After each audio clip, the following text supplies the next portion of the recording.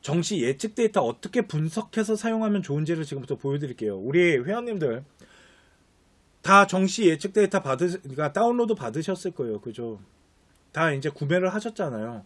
그거 어떻게 활용하면 더 좋은지를 지금부터 하나하나 따지면서 보여드리도록 할게요.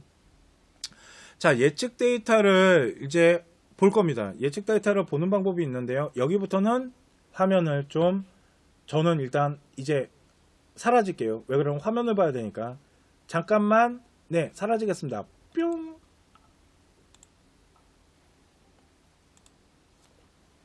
자, 보시면요. 데이터를 보는 방법이 있잖아요.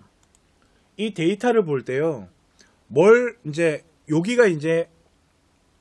여기가 대학교고요. 내가 가고자 하는 대학교고요. 여기가 이제 군이에요. 모집군. 그리고 여기는 계열이에요.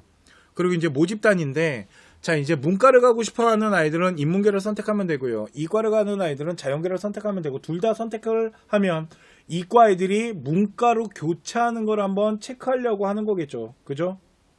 자, 그런데 정말 중요한 건 뭐냐면, 여기는 일단 내 점수라고 하는데, 이게 대학교 환산 점수입니다. 우리 아이 환산한 데이터예요. 그런데 그런 얘기 하세요. 왜 컨쇼는 환산한 데이터가 어디 가나 진학사랑 좀 틀린가요? 환산 데이터 쓸 때 일단 첫 번째, 저희는 진로 선택 과목 100분위를 사용하고요. 진로 선택 과목 100분위를 사용하거나 대학교 계산하는 방식은 똑같습니다. 솔직히 다른 대학교랑 똑같이, 그러니까 대학교에서 준 데이터 갖고 했기 때문에 똑같다라고 보시면 되거든요. 그런데 요런 뭐 변환 점수나 아니면은 선택 과목 100분위 이런 것들이 좀 차이가 나서 그럴 수는 있거든요. 그런데 중요한 건 뭐냐면 어차피 저희가 여기 만들어 놓은 컨쇼 예측 데이터 있잖아요. 이 데이터는요, 컨쇼 혁명의 내 점수 환산 갖고 맞춘 겁니다. 그렇기 때문에 이 데이터를 볼 때는 저희 컨쇼 혁명이 만들어준 환산 점수를 가지고 보시는 게 가장 정확해요. 자, 그러면 볼게요. 뭘 좀 보셨으면 좋겠냐면요. 이 데이터 안에 요런 데이터가 있습니다. 지금부터 어떤 데이터를 찾아서 보는지 보여드릴게요. 자, 이제 우리 아이가 가고 싶어하는 과가 있어요. 우리 아이가 가고 싶어하는 과가 있으면 그 학과의 이 컨쇼 예측 데이터를 볼 때요. 뭐부터 봐야 되냐면 요 감격을 좀 봐야 됩니다. 요렇게 구성된 걸 봐야 되는데 보세요. 요 학과가 어디냐면 고려대학교 화공생명공학과입니다. 여기가 어디냐면 고려대학교 화공생명공학과를 지금부터 좀 볼 건데요. 보세요. 안정권 점수가 689점이고요. 적정권이 688점이에요. 환산 점수가 1점이 채 안 빠집니다. 이 얘기는 뭐냐면 요 사이 데이터 아이들이 생각보다 많이 구성되어 있다는 거예요. 그렇기 때문에 점수대가 그렇게 크게 흔들리지 않을 거라는 겁니다. 그거 다 가군이기 때문에. 또 하나, 그런데 도전권도 681점이에요. 그러니까 한 7점 정도가 빠진 겁니다. 지금 그죠? 7점, 마이너스 7점 정도가 빠졌는데, 그러면 689부터 681까지 점수대가 총 8점 정도. 그러니까 생각보다 점수대가 길게 빠지지 않네요. 그죠? 이렇게 점수대가 길게 빠지지 않는 학과는요, 이 도전권 있죠. 이 도전권 형성할 때 잘 생각하셔야 돼요. 도전권 형성할 때 솔직히 도전하기 되게 힘들다라는 겁니다. 앞 데이터가 뭉쳐있기 때문에.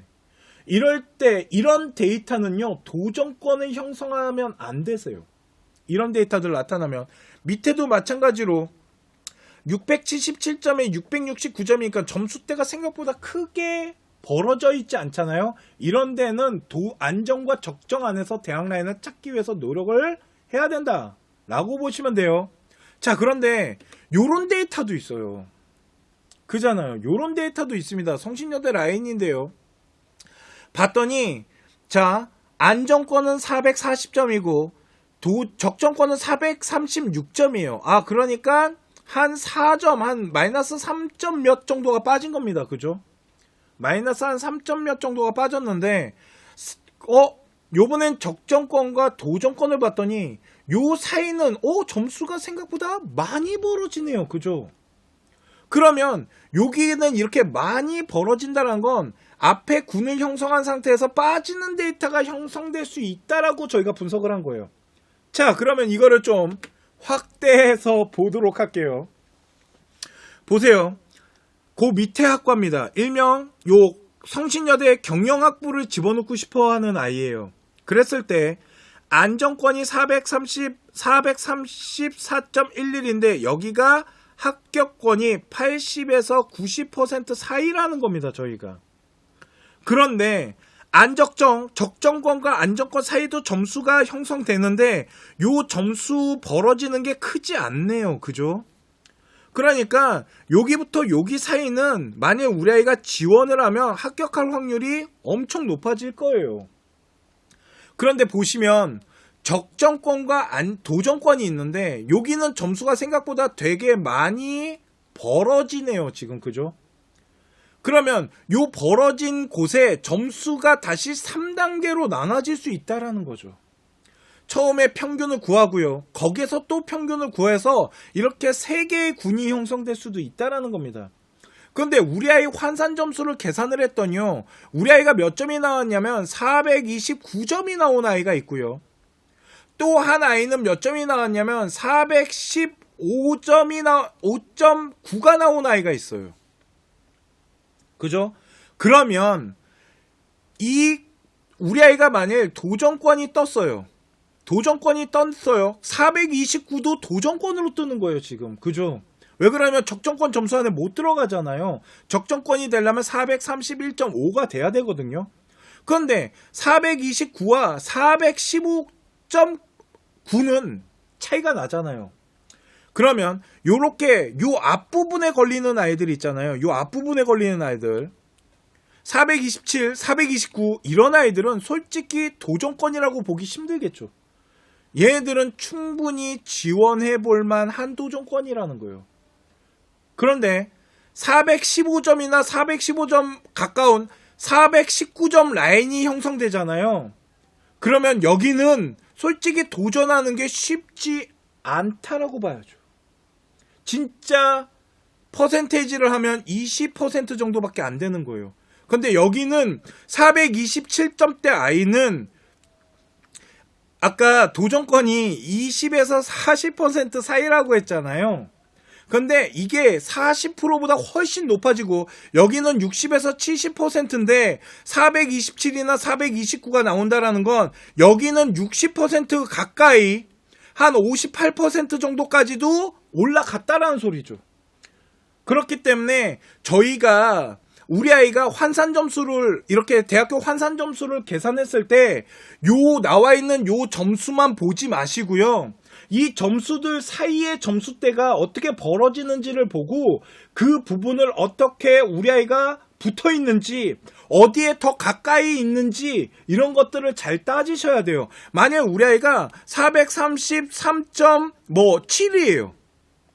그러면 얘는 안정권이에요. 그죠? 예상에는 안정권이 안 떴지만 적정권이라고 떴지만 이게 어떻게 적정권이겠어요? 안정권에 가까운데. 이렇게 조금 더 세밀하게 분석을 하시는 게 좋다라는 거죠. 이해 가시죠? 이렇게 보시면 되는데, 자, 그러면 대신 이런 게 또 있어요. 안정권을 볼 때 조금 주의해야 되는 게 뭐냐면요. 자, 한 학교가 있습니다. 통합선발 보이는 거 보니까 이화여자대학교 같은데, 자, 우리 아이 점수를 집어넣었을 때요. 다른 데는 다 도전권, 불합격, 도전권, 적정권. 그런데 유독 특수교육과만 안정권이 떴어요. 이러면 이게 우리 아이의 분포대와 작년 입결을 기준으로 해가지고 점수대가 구성됐기 때문에 요렇게 달랑 학교 하나에 전체 학교에서 학과 하나 정도만 안정권이 뜨잖아요. 그러면 이건 안정권이라고 생각하시면 안 돼요. 뭘 하셨으면 좋겠냐면, 야, 이거 안정권 아닐 수도 있겠는데 라고 의심해야 될 사례 대학 라인인 거예요. 요렇게 구성이 되면. 그러니까 요런 것들은 안정권이라고 생각하지 마시고요. 적정권 라인으로서 요 분포대를 좀 봐야 돼요. 이해가시죠? 그렇게 하면서 조금 찾아내시면 좋겠어요. 아니면 비슷한 과를 보면 돼요. 특수교육과나 유아교육과, 교육공학과 요 세 개를 한꺼번에 보는 거죠. 요 세 개의 과를 한꺼번에 봤는데 다른 학과들은 920점대가 안정권을 형성했는데 이 학과만 919점대라면 여기가 비슷한 라인으로 봤을 때 우리 아이가 919점이니까 이건 안정권보다는 잘하면 적정권에 들어갈 수도 있겠다라고 재해석하는 것도 중요하겠죠.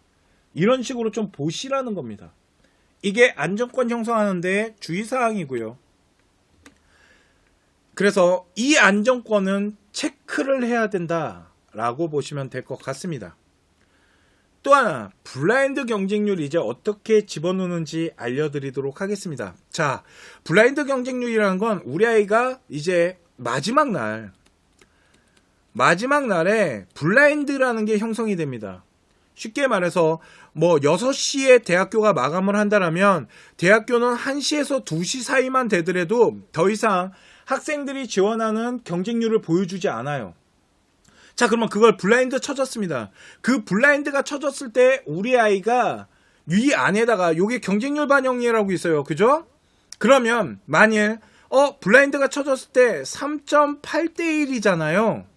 그러면 요 뒷자리 빼고요. 여기에다가 뭐라고 쓰는 거냐면 3.8이라고 쓰잖아요. 그러면 여기 옆에 활용도가 바뀌면서 몇 점이 변합니다 라고 하면서 여기 나와 있는 정시혁명 데이터가 그만큼 올라가든지 내려가든지 할 겁니다.